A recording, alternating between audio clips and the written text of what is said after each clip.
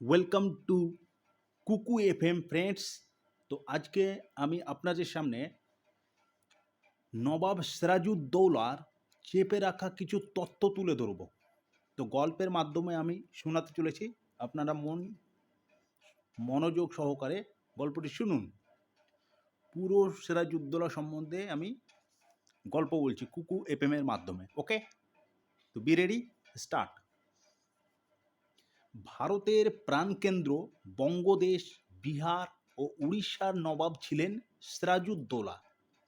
1757 খ্রিস্টাব্দে ইংরেজ ও তাদের দালালদের চক্রান্তে তাকে অপর ভাষায় বাংলার স্বাধীনতাকে ধ্বংস করা হয়।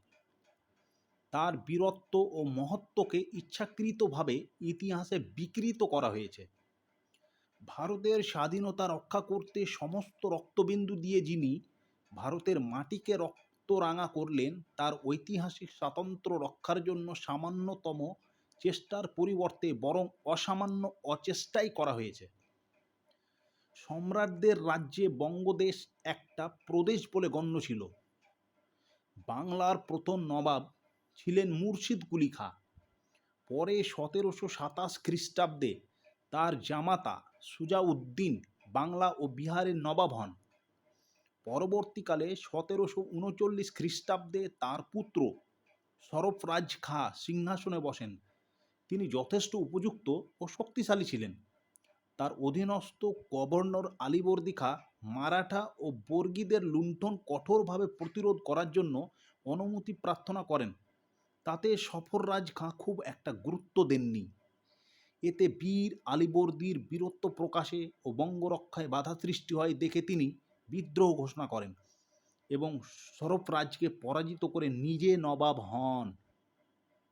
নবাব হওয়ার পরে তিনি মারাঠা অত্যাচার বন্ধ করে জনসাধারণের শুভাশিস পেয়ে ধন্য হয়েছিলেন। আলীবর্দী খাঁয়ের কোনো পুত্র সন্তান ছিল না, তাই তার প্রাণপ্রিয় নাতি সিরাজউদ্দৌলাকেই সিংহাসনে বসিয়েছিলেন। সিরাজউদ্দৌলার পিতার নাম ছিলেন জৈনুদ্দিন আহমদ। তিনি ছিলেন বিহারের গভর্নর। তার মায়ের নাম ছিল আমিনা। এই সিরাজউদ্দৌলার রাজত্বকাল ইতিহাসে এক গুরুত্বপূর্ণ অধ্যায়। আধুনিক ইতিহাসের মিথ্যা দুর্নামের আসরে তার ভূমিকা অতি বেদনাদায়ক। যাই হোক, সিরাজের সিংহাসন লাভের পরেই নবাবকে অযোগ্য মনে করে ইংরেজরা দুঃসাহসের সঙ্গে কলকাতার ঘাঁটি ফোর্ট উইলিয়াম দুর্গ তৈরি করতে শুরু করে। ইংরেজরা জানত সারা ভারতের মস্তিষ্ক বাংলা, সেই সময়ের কথা বলছি। তাই কলকাতাকেই ঘাঁটি তৈরির পরিকল্পনাকে বাস্তবায়িত করার চেষ্টা করতে লাগলো। সিরাজ সঙ্গে সঙ্গে সংবাদ পাঠালেন যে দুর্গ তৈরি করা বন্ধ করা হোক এবং তৈরি অংশ ভেঙে ফেলা হোক। নবাবের আদেশে ইংরেজরা নবাবের আদেশ অগ্রাহ্য করে দুর্গের কাজ অব্যাহত করতেই থাকে, কারণ নবাবের সঙ্গে যুদ্ধের জন্য তারা আগে থেকেই তৈরি ছিল। সিরাজ পূর্ণ সাহসিকতার সঙ্গে বিদেশি ইংরেজকে আক্রমণ করেন এবং তাদের ভীষণভাবে পরাস্ত করেন। কলকাতা অধিকারের সংবাদ মাদ্রাজে পৌঁছালে ব্রিটিশ সেনাপতি লর্ড ক্লাইভ সঙ্গে সঙ্গে সৈন্য সামন্ত নিয়ে কলকাতা পুনর্দখল করেন। সিরাজ বুঝতে পারলেন আর যুদ্ধে নামা যাবে না, কারণ ইংরেজদের চক্রান্তে তারই বিশ্বাসভাজন হিন্দু ও মুসলমান বন্ধু বান্ধব দেশশত্রু ইংরেজকে জয়ী করাবার জন্য সর্বস্ব পণ করে লেগেছেন। ফলে বাধ্য হয়ে তাকে 1756 খ্রিস্টাব্দে অত্যন্ত দুঃখ ও বেদনার ইতিহাস রেখে সন্ধি করতে হয়। এই সন্ধির নাম হয় আলীনগরের সন্ধি। সন্ধির শর্তানুযায়ী কলকাতা ইংরেজরা ফিরে পায় এবং শুধুমাত্র ফোর্ট উইলিয়াম দুর্গের মেরামত বা নির্মাণের অধিকার পায়। কিন্তু কিছুকালের মধ্যে ইংরেজরাই বিশ্বাসঘাতকের মতো হঠাৎ বঙ্গের চন্দননগর দখল করল এবং সিরাজউদ্দৌলাকে সিংহাসনচ্যুত করার চেষ্টা করল। এ ব্যাপারে ইংরেজরা যে বড় অস্ত্র হাতে পেয়েছিল তা হচ্ছে বঙ্গের বিখ্যাত ধনী জগৎ শেঠ, কলকাতার বড় ব্যবসায়ী উমি চাঁদ বা আমির চাঁদ এবং রাজা রাজবল্লভ প্রভৃতি দেশের শত্রু ও শোষকবৃন্দ সিরাজ ও দেশের বিরুদ্ধে ইংরেজদের সঙ্গে যোগ দেন। জগৎ শেঠের বাড়িতে গোপন সভা হয় সেই গোপন আলোচনায় স্ত্রী লোকের ছদ্মবেশে ইংরেজদের দূত মিস্টার ওয়াটসন সাহেবকে পালকিতে করে আনানো হয়। ওই সভায় মিস্টার ওয়াটস সকলকে লোভ লালসায় মুগ্ধ করে সিদ্ধান্ত গ্রহণ করেন যে সিরাজকে সিংহাসনচ্যুত করা হবে এবং তার ফলে বঙ্গ তথা সারা ভারতের মুসলমানদের উত্তেজিত হয়ে উঠবার রাস্তা বন্ধ করতে তারই আত্মীয় মির্জাফরকে সিংহাসনে বসানো হবে।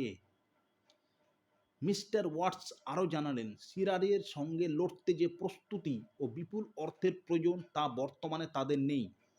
তখন জগৎ শেঠজির কর্তব্য পালন করতে সদম্ভে আশ্বাস দিয়েছিলেন, টাকা যা দিয়েছি আরও যত দরকার আমি আপনাদের দিয়ে যাব, কোনো চিন্তা নেই। মির্জাফরকে একটু বোঝাতে বেগ পেতে হলো।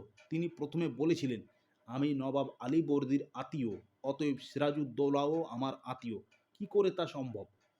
তখন উমিচাঁদ বুঝিয়েছিলেন, আমরা তো আর সিরাজকে মেরে ফেলছি না, অথবা আমরা নিজেরাও নবাব হচ্ছে না, শুধু তাকে সিংহাসনচ্যুত করে আপনাকে বসাতে চাইছি। কারণ আপনাকে শুধুমাত্র আমি নয়, ইংরেজরা এবং মুসলমানদের অনেকে, আর এক কথায় অমুসলমানদের প্রায় প্রত্যেকেই গভীর শ্রদ্ধার চোখে দেখে। এবারের মির্জাফর আমির চাঁদের বা উমিচাঁদের বিষ পান করলেন। উমিচাঁদের জয় হলেও তিনি পুরস্কৃত হবেন, আর মির্জাফর হবেন বাংলার নবাব। এদিকে জগৎ শেঠের শোষণের পথ নিষ্কণ্টক, আর ইংরেজদের লাভ হিসাবে ভারত এসে যাবে তাদের মুঠোয়। পক্ষান্তরে সিরাজউদ্দৌলার লাভ হলে তা হতো বাংলা তথা সমগ্র ভারতের লাভ।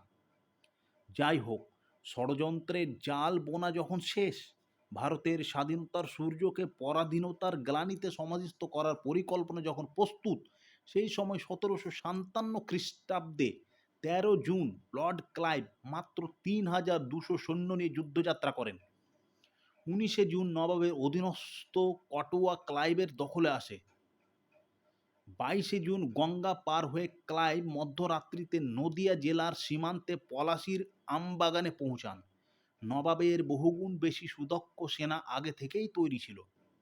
ক্লাইভের তবুও ভয় নেই, কারণ তিনি জানেন এ যুদ্ধ নয়, পুতুল খেলা হচ্ছে মাত্র। আগে হতেই পরিকল্পনা পাকাপাকি। আমির চাঁদ বা উমিচাঁদ, রায় দুর্লভ, জগৎ শেঠ প্রভৃতি সাজানো সেনাপতি আজ ভিতরে ভিতরে ক্লাইভের পক্ষে, সুতরাং বিজয় হয়েই আছে নিশ্চয়।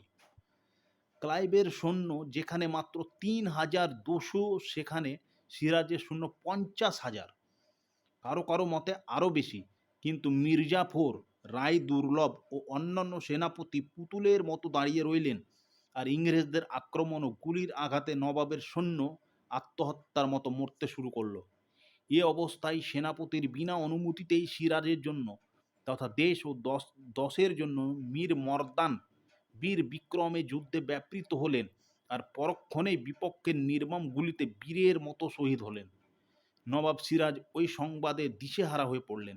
ওই সময়ে যুদ্ধের গতি নবাবের অনুকূলে যাচ্ছিল, কারণ মীর মর্দানের সঙ্গে মোহনলাল ও সিনফেরে তখন ইংরেজদের কায়দা করে ফেলেছিলেন।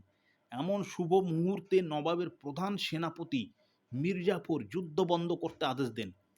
রায় দুর্লভের অনুরোধে সিরাজও তা অনুমোদন করলেন। ওদিকে ক্লাইভ এই প্রত্যাশিত মুহূর্তটার প্রতীক্ষাতেই ছিলেন।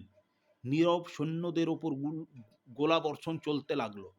অবশেষে নিরুপায় হয়ে নবাবের সৈন্যরা যুদ্ধক্ষেত্র পরিত্যাগ করতে বাধ্য হয়। নবাব রাজমহলের দিকে, যেটা রাজমহল পাহাড়, সেই দিকে প্রত্যাবর্তন করতে গিয়ে পরিকল্পনায় ধরা পড়লেন এবং তাকে বন্দী হতে হলো। শেষে তাকে নির্মমভাবে হত্যা করা হয়। দেশের বিশ্বাসঘাতক সন্তানরা এটা বোঝেনি যে এ পরাজয় সিরাজের নয়, শুধু বাংলার নয়, সারা ভারতের। আর ওই জয় ইংরেজ ও ইংল্যান্ডের।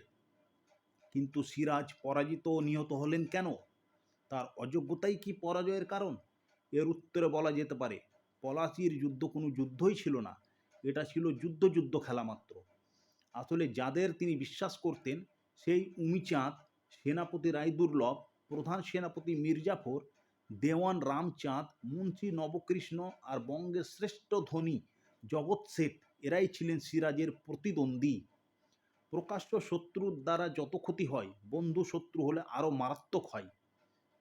পলাশীর যুদ্ধে এই সত্যই দারুণভাবে প্রমাণিত। তাই নিরপেক্ষ বিখ্যাত লেখক নিখিলনাথ রায় লিখেছেন, অষ্টাদশ শতাব্দীর সে ভয়াবহ বিপ্লবে প্লাবিত হইয়া হতভাগ্য সিরাজ সামান্য তৃণের ন্যায় ভাসিয়া গিয়েছিল এবং মির্জাফর ও মীর কাসিম ঊর্ধ্বক্ষিপ্ত ও অধক্ষিপ্ত কেহু বা অনন্ত নিদ্রায় কেহু কেহু বা ফকিরি অবলম্বনে নিষ্কৃতি লাভ করেন। জগৎ শেঠ গণের ক্রোধ ঝুটিকা সেই তুফানের সৃজনের মূল। দুঃখের বিষয়, সেই ভীষণ তুফানে অবশেষে তাহাদিগকেও অনন্ত গর্ভে আশ্রয় লইতে হইয়াছিল। যে ব্রিটিশ রাজেশ্বরীর শান্তি ধারায় আসমুদ্র হিমাচল স্নিগ্ধ হইতেছে, জগৎ শেঠগণের সাহায্যই তাহার প্রতিষ্ঠাতা। একজন ইংরেজ লিখিয়াছেন যে, হিন্দু মহাজনের অর্থ আর ইংরেজ সেনাপতির তরবারি বাংলার মুসলমান রাজত্বের বিপর্যয়। যে ব্রিটিশ রাজলক্ষ্মীর কিরীট প্রভায় সমস্ত ভারতবর্ষ আলোকিত হইতেছে, মহাপ্রাণ জগৎ শেঠগণের অর্থবৃষ্টিতে ও প্রাণপাতে তাহার অভিষেক ক্রিয়া সম্পাদিত হয়। বিনয় ঘোষও তার ভারতজনের ইতিহাসের 516 পৃষ্ঠায় লিখেছেন, আজকের যে কোনো বালকও বুঝিতে পারে যে পলাশীর যুদ্ধ শুধু যুদ্ধ খেলার মতো অভিনয় ছাড়া আর কিছু নহে।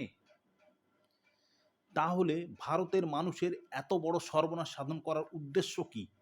এর উত্তরে অনেকে অনেক কথা বলেন, তবে একদল বিচক্ষণ পণ্ডিতের মতে সাম্প্রদায়িকতাই তার প্রধান কারণ। মুর্শিদাবাদের কথা বলতেই মনে পড়ে যায় মুসলমান মুর্শিদ কুলি খাঁর নাম। কিন্তু তিনি মুসলমান ছিলেন বলেই তার অপরাধ ছিল না, বরং তার বড় অপরাধ ছিল তিনি ব্রাহ্মণের সন্তান হয়েও ইসলাম ধর্মে দীক্ষিত হয়েছিলেন, যেটা এশিয়াটিক সোসাইটির সংরক্ষিত অক্ষয় কুমার মৈত্র সম্পাদিত ঐতিহাসিক চিত্রে দেখা যায়। পৃথিবীর ইতিহাস সমালোচনা করে জানা যায়, ইংরেজরা মুসলমান শক্তির সঙ্গে লড়াইয়ে বারবার অধিকাংশ ক্ষেত্রে পরাজিত হয়েছে। তার ফলস্বরূপ দেখতে পাওয়া যাচ্ছে সারা বিশ্বে মুসলমান রাষ্ট্রের প্রাচুর্য। ক্রুসেডের যুদ্ধগুলোতে মুসলমানদের বীরত্ব অস্বীকার করা সম্ভব নয়। ভারতে ব্যবসাদার ইংরেজ রাজা হয়ে বসতে পারত না যদি তাদের সঙ্গে ভারতের বিশ্বাসঘাতকদের সহযোগিতা না থাকত। ভারতের যোধপুরের একটা দরিদ্র পরিবারের হীরানন্দ নামে এক ব্যক্তি বঙ্গদেশের এক গ্রামে কিছু গুপ্তধন পেয়ে উন্নতির শিখরে উঠতে থাকেন। স্বভাবতই তার প্রতি অনেকেই নজর দেন বা আকৃষ্ট হন। সেই বংশের ওই মানিকচাঁদের সঙ্গে মুর্শিদ কুলি খাঁর ভালোবাসা হয়। মানিকচাঁদও ভাগ্যক্রমে কাজ গুছিয়ে বেশ উঁচু ধাপে উঠতে থাকেন। 1715 খ্রিস্টাব্দে বাদশাহ ফরুখ শাহের নিকট সুপারিশ করে মুর্শিদ কুলি খাঁ তাকে শেঠ উপাধি দান করেন। হিন্দু মুসলমানের ভালোবাসার এক ঐতিহাসিক দৃষ্টান্ত এই শেঠ উপাধি দান। শেঠ বংশের ফতেহ চাঁদই প্রথমে জগৎ শেঠ উপাধি প্রাপ্ত হন। রিয়াজুস সালাতিনের 274 পাতায় পাওয়া যায় মোহাম্মদ শাহ ওই জগৎ শেঠ উপাধি দিয়েছিলেন। তার সঙ্গে মতির মালা এবং কয়েকটি হাতিও দিয়েছিলেন। সম্রাট মোহাম্মদ শাহকে শেঠজিরা তোষণ ও সেবায় এত মুগ্ধ করেন যে মুর্শিদ কুলি খাঁর উপর একবার বিরক্ত হয়ে তিনি ফতেহ চাঁদকেই নবাব করতে চেয়েছিলেন। মুর্শিদ কুলি খাঁর মৃত্যুর সময়ে তার টাকা শেঠদের বাড়িতে যা জমা রাখা ছিল তার পরিমাণ সে বাজারে 7 কোটি টাকা, যা শেঠজিরা ফেরত দেননি। ওই অর্থই হয়েছিল যত অনর্থের মূল। সারা ভারতে বহু স্থানে শেঠদের গদি ছিল। ইংরেজরা প্রথমে শেঠদের হাত করে এবং শেঠরা যত টাকা প্রয়োজন দিতে প্রতিশ্রুত হন, তারপর জগৎ শেঠের বাড়িতে গোপনে বৈঠক বসে। সেই সভাতে সাহেবদের সঙ্গে সারা ভারতকে তথা সিরাজকে ধ্বংস করতে উপস্থিত ছিলেন। তারা হচ্ছেন জগৎ শেঠ, রাজা মহেন্দ্র রায়, দুর্বল রায়, রাজা রামনারায়ণ, রাজা রাজবল্লভ, কৃষ্ণ দাস, মির্জাফর প্রভৃতি। জবনকে নবাব না করে কোনো হিন্দুকে নবাব করার জন্য প্রস্তাব দেন। রাজা কৃষ্ণচন্দ্র মুসলমান মির্জাফরের দিকে দৃষ্টি দিয়ে লজ্জিত ও থতমত হয়ে বললেন, মির্জাফরকেই নবাব করে আমরা সিরাজকে সরাতে চাই। উদ্দেশ্য, তাতে মুসলমানগণ ক্ষেপে উঠবে না। মুসলমান নবাবের পরিবর্তে মুসলমান নবাব মাত্র। দীর্ঘ কথোপকথনের পর রাজা কৃষ্ণচন্দ্রের কথাই যুক্তিসঙ্গত মনে করে তার ওই মতো চূড়ান্ত সিদ্ধান্ত হয়ে গেল। তাই বলা যায়, ভারতে ইংরেজ সাম্রাজ্য শুধু তাদের গোলাগুলি আর মির্জাফরের বিশ্বাসঘাতকতাতেই প্রতিষ্ঠিত হয়নি, বরং শেঠজিদের বিশ্বাসঘাতকতাই এর পশ্চাতে বিশেষ সহায়ক ছিল। শেঠজিদের ইংরেজদের জন্য পৃষ্ঠপোষকতা ও গোলামি মির্জাফরের তুলনায় কোনো অংশে কম ছিল না, বরং শেঠজিদের বিপুল অর্থ সাহায্যে ইংরেজদের এমন দুঃসাহসিক অভিযানের গোড়াপত্তন সম্ভব হয়েছিল। ইংরেজ ঐতিহাসিকগণও এই বিরাট সত্যকে একেবারে হজম করতে পারেনি, তাই বলেছিলেন। যাই হোক, বোঝা যাচ্ছে বাংলার মুসলমান শক্তিকে ধ্বংস করতে, ভারতকে পরাধীন করতে ব্রিটিশ সেনাপতির তরবারের সঙ্গে হিন্দু ধনপতিদের অর্থভাণ্ডারও সমানভাবে সহযোগিতা করেছিল। শেঠজিরা শুধু ইংরেজদের হাতেই অর্থ ডালেননি, সিরাজের সৈন্যদের পর্যন্ত পর্যাপ্ত পরিমাণে অর্থ সরবরাহ করে ইতিহাসকে কলঙ্কিত করেছেন। আরও দুঃখের কথা, সিরাজকে হত্যা করার প্রস্তাব ইংরেজ সর্দারকে ওই জগৎ শেঠই দিয়েছিলেন।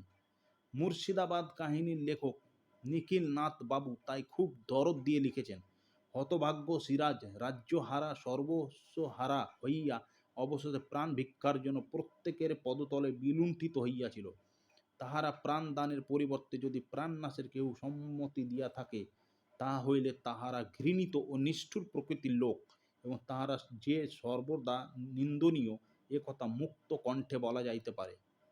জগৎ শেঠের মৃত্যু হয়েছিল উঁচু পর্বত হতে নিচে নিক্ষিপ্ত হয়ে, পৃথিবীর প্রখ্যাত ধনী বংশ দরিদ্রতর হতে সৃষ্টি হয়ে দরিদ্রতম গোষ্ঠীতে বিভক্ত হয়ে পৃথিবী থেকে বিলুপ্ত হয়ে গিয়েছিল। বাংলার শেষ স্বাধীন নবাব সিরাজউদ্দৌলার ইতিহাসকে সাহিত্য, নাটক, গ্রামোফোন রেকর্ড ও থিয়েটার প্রভৃতিতে যেভাবে কলঙ্কিত করা হয়েছে, তা অত্যন্ত পরিতাপের। নবাব নাকি চরিত্রহীন ও মদ্যপায়ী ছিলেন, তিনি নিষ্ঠুর ছিলেন, এ অপবাদ নাকি প্রমাণিত হয় তার অন্ধকূপ হত্যার দ্বারা। কিছু কম 200 ইংরেজকে ছোট্ট একটি অন্ধকার কক্ষে খাদ্য ও পানীয় ও বাতাসের অভাব ঘটিয়ে হত্যা করা হয়েছিল বলে নিরীহ সিরাজের নামে কলঙ্ক দেওয়া হয়েছে।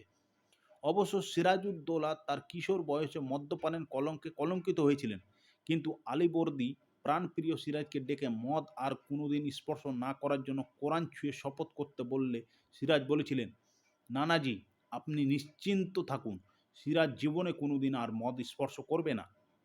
যদি করে তাহলে সে আপনার নাতি নামের কলঙ্ক। বলা বাহুল্য, সিরাজ তা অক্ষরে অক্ষরে পালনও করেছিলেন সারা জীবন। এছাড়াও নারী লোলুপ তার মিথ্যা অপবাদ তার উপরে যেভাবে যে পরিমাণে আরোপ করা হয়, তাও ইংরেজ ও তাদের দালালদের কৌশল মাত্র। সুধীর কুমার চট্টোপাধ্যায় লিখেছেন, সিরাজ অতিরিক্ত নিষ্ঠুর প্রকৃতির লোক ছিলেন। তিনি প্রায় নদীতে বন্যার সময় নৌকা আরোহী দিগকে উল্টাইয়া দিয়া বা ডুবাইয়া দিয়া এক সঙ্গে সঙ্গে 100-200 যুবক যুবতী, স্ত্রী, বৃদ্ধ, শিশু সাঁতার না জানিয়া জলে নিমজ্জিত হইয়া নিষ্ঠুর দৃশ্যটি উপভোগ করিয়া আনন্দ লাভ করিতেন। এই প্রমাণহীন মিথ্যা কাহিনী পড়ে হয়তো অনেকে বলতে পারেন, সুধীরবাবু তেমন উল্লেখ্য লোকের মধ্যে গণ্য নন, সুতরাং তার উক্তিতে গুরুত্ব না দেওয়াই ভালো। কিন্তু বিখ্যাত কবি উচ্চ ইংরেজি শিক্ষিত বাঙালি বাবু নবীনচন্দ্র সেন যদি ওই রকম বা তার চেয়েও মারাত্মক কিছু লিখে থাকেন, তবে সুধীর বাবুরই বা লেখা দোষের হবে কেন? নবীনচন্দ্র সেন শুধু নৌকায় নবাবের নরহত্যার কথা সমর্থনেই ক্ষান্ত হননি, বরং গর্ভিণীর বক্ষ বিদারণ, অর্থাৎ সিরাজ নাকি জীবন্ত গর্ভবতী নারীর পেট কেটে সন্তান দেখতেন, এরকম কিংবদন্তির উল্লেখ করে তাতে নতুনত্বের সৃষ্টি করেছেন। এমনই আরও কত আজগুবি আর অবান্তর উদ্ভট ঘটনার অবতারণা করে সিরাজের ইতিহাসকে কলঙ্কিত করার নিচুতম প্রচেষ্টা চালানো হয়েছে। সিরাজের অন্ধকূপ হত্যার ইতিহাসটিও এরই প্রতিচ্ছবি, যার সত্যতার অমর সাক্ষী নাকি কলকাতার ইংরেজ প্রতিষ্ঠিত কুখ্যাত মনুমেন্ট। তো বন্ধুগণ, আজকে আমি সিরাজউদ্দৌলার সম্বন্ধে কিছু তথ্য আপনাদের তুলে ধরলাম। যদি ভালো লেগে থাকে তো অবশ্যই কুকু এফএমকে সাপোর্ট করুন, এবং অবশ্যই লাইক করুন, এবং সাবস্ক্রাইবটা অবশ্যই করে রাখুন। ওকে ফ্রেন্ড, তো আজকের জন্য এইটুকু। কুকু FM, bye bye, good night.